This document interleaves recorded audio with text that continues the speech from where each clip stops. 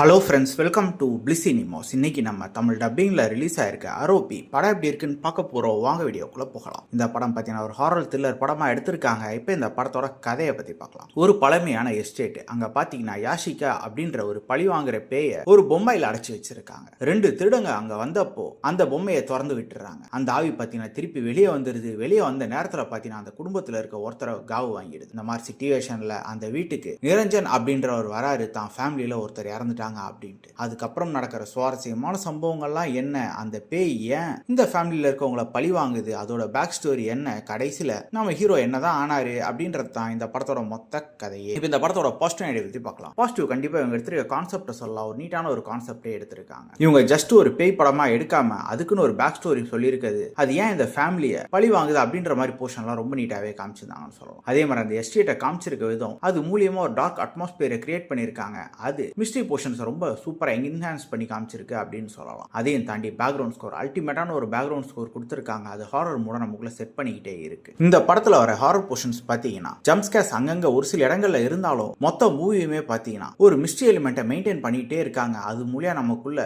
ஒரு பதட்டத்தை ஏற்படுத்திட்டே இருக்காங்கன்னு சொல்லலாம். அதையும் தாண்டி பாத்தீங்கன்னா பல இடங்கள்ல அந்த ஹாரர் போர்ஷன் ஒரு ஸ்லோவா இருக்கவும் தான் செய்யும். இந்த படத்தோட நெகட்டிவ் பத்தி பாத்தீங்கன்னா ஸ்கிரீன் பிளே தான் பயங்கர அன்ஈவனா எழுதி எடுத்து வச்சிருக்காங்க. அவங்க இஷ்டத்துக்கு தான் எழுதி எடுத்திருக்காங்கன்னு சொல்லலாம். அதையும் தாண்டி பாத்தீங்கன்னா ஆல்ரெடி சொன்ன மாதிரி படம் பல இடத்துல ஸ்லோவா இருக்கு. அதெல்லாம் இன்னும் கொஞ்சம் பூஸ்ட் பண்ணி எடுத்தா நல்லாவே இருந்திருக்கும். மொத்தத்துல பாத்தீங்கன்னா கிளைமேக்ஸ் பொறுத்தளவு ஓகேவாவே இருந்தது. ஆனா இன்னும் பெட்டரா பண்ணி தான் நல்லாவே இருந்திருக்கும்ன்ற மாதிரி தான் இருந்தது. இந்த படம் பாத்தீங்கன்னா ஒரு ஒன் டைம் வாட்சபிள் ஹாரர் படம் தான். ட்ரை பண்ணி பாருங்க. இந்த படத்துக்கு நம்மளோட ரேட்டிங் கேட்டீங்கன்னா 10க்கு 6 மார்க் கொடுக்கலாம். ஒரு பொம்மைக்குள்ள அடைச்சி வச்சிருந்த யாஷினி அப்படின்ற பேய் பாத்தீங்கன்னா அது வெளியே வந்ததும் குடும்பத்துல இருக்கவங்களை எப்படி பழி வாங்குது, அதோட பேக் ஸ்டோரி தான் இந்த படமே. படத்துல மைல்டான அடல் கண்டென்ட் இருக்கு. ஸோ ஃபேமிலியோட பார்க்கலாமா நீங்க டிசைட் பண்ணிக்கோங்க. இன்னொரு வீடியோல சந்திக்கலாம். தேங்க்யூ.